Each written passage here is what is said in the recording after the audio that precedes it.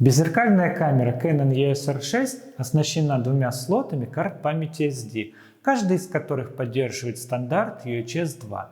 В этом видео поделюсь настройками, как раздельно записывать фотографии на одну, а видеозаписи на другую карту. Не оставлю без внимания дублирование изображений и видеозаписей. Расскажу, как можно указывать конкретное качество изображений для каждой карты. Упомяну о последовательном включении второй карты по мере заполнения первой. Добрый день, меня зовут Сергей Прохоров-Кунцевич, я фотохудожник.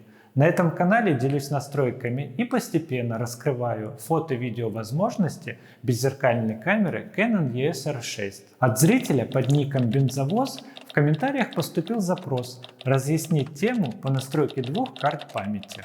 Буду рад, если это видео окажется полезным и для вас. Не стесняйтесь задавать вопросы в комментариях и предлагать темы по настройке камеры. Никого не оставлю без внимания. На канале есть видео, где помогаю выбрать карту памяти, которая раскроет видеовозможности этой камеры. Там в комментариях вы можете найти реальные примеры карт от зрителей, которые они подобрали для R6. Все, что было сказано в видео, до сих пор актуально. Карту, которую выбрал для себя, точнее две одинаковые карты от Sony, прекрасно справляются со своими задачами. Единственное, что меня немного расстраивает в упомянутом видео – дурацкая прическа. Если открыть отсек со слотами для карт памяти и внимательно посмотреть, то можно увидеть цифровое обозначение каждой. И на подвижной части есть пиктограмма, из которой понятно, какой стороной вставлять карты. Если у вас две одинаковые карты, вы можете на них сделать отметку, чтобы не запутаться, когда вам придется их одновременно вынимать из корпуса камеры. Предлагаю начать настройки с 6 страницы первого раздела меню «Спуск затвора без карты». Советую отключить. Таким образом, камера не будет производить съемку при отсутствии карты памяти. Теперь отправимся в 5 раздел меню на первую страницу. Выбираем настройки записи и карты. Начнем по порядку.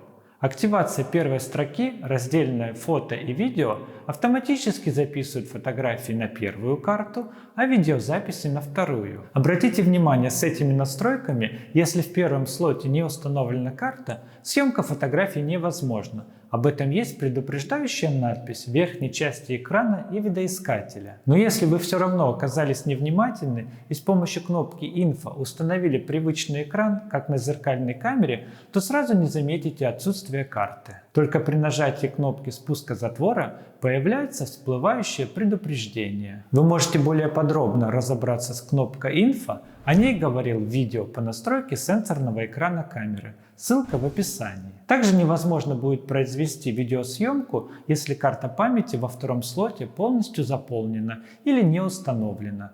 Чтобы разблокировать другие возможности этого меню, давайте отключим заданное значение. Нам доступны для записи фотографий и видеофайлов индивидуальные настройки. Откроем опции записи для фотографий. 4 варианта на выбор. Первый – стандартно. С ним фотографии записываются на карту, которую вы укажете в пункте «Запись. Просмотр для фотографий». Второй вариант – автоматический выбор карты. Аналогично начинает записывать фотографии на карту, которую вы указали в предыдущем примере. Но при полном заполнении одной карты камера переключится на другую. При этом создается новая папка. Раздельная запись позволяет указывать конкретное качество изображений для каждой карты. Обратите внимание, что ниже у нас изменилась графа, стала просмотром без записи. Давайте перейдем в первый раздел меню на первую страницу, чтобы продолжить настройки. Выбираем «Качество». Здесь для каждой карты указываем, какой вариант качества хотим на нее сохранить. Например, на первую карту RAW и на вторую JPEG высокого качества. Обратите внимание, что для изображений RAW недоступна раздельная запись в RAW и C-RAW. Вернемся к настройкам в 5 раздел меню на первую страницу и в опциях записи для фотографий укажем дублирование. Для каждого снимка фотография записывается на первую и вторую карту с одинаковым качеством изображения. Если в первом разделе меню на первой странице в пункте «Качество» указано 2 варианта, то после съемки мы получим в сумме 4 одинаковых кадра. 2 из них будут, например, в RAW и 2 в JPEG высокого качества. Перейдем к способу записи для видео. В варианте стандартно видеозаписи записываются на карту, выбранную в пункте «Видеосъемка. Запись. Просмотр». Автоматический выбор карты аналогично варианту стандартно, но при полном заполнении карты запись прекращается. При возобновлении съемки камера переключается на другую карту для записи. После переключения карт создается новая папка. Следующий параметр – дублирование. С ним для каждой записи на карту, первую и вторую, записывается один и тот же видеофильм. У вас этот параметр может отсутствовать. Это означает, что в вашей камере встроенное программное обеспечение ниже версии 1.4.0. Необходимо обновить камеру. Хочу с вами поделиться небольшой историей. Двойной слот карт памяти у Canon впервые появился в 2004 году в камере EOS-1D Mark II. В это время карты больше предназначались для удвоения памяти без необходимости замены одной во время работы. Тогда они имели гораздо меньшую емкость. Эта модель камеры стала дальнейшим развитием профессиональной репортерской линейки поколением Canon EOS-1D, которая за годы зарекомендовала себя как высококачественный продукт. Поэтому эта серия до сих пор пользуется популярностью у профессионалов, и в 2020 году была представлена самая лучшая зеркальная камера EOS-1DX Mark III. Уже в 2004 году запись снимков была возможна на любую из карт, которые могли включаться как последовательно по мере заполнения, так и одновременно в режиме резервного копирования. Для большинства фотографов доступны камеры не только любительского, но и профессионального уровня. До 2012 года, например, 5D Mark II, выпускались только с одним слотом. Затем в этой серии в версии под номером 3 и 4 был добавлен второй слот карты.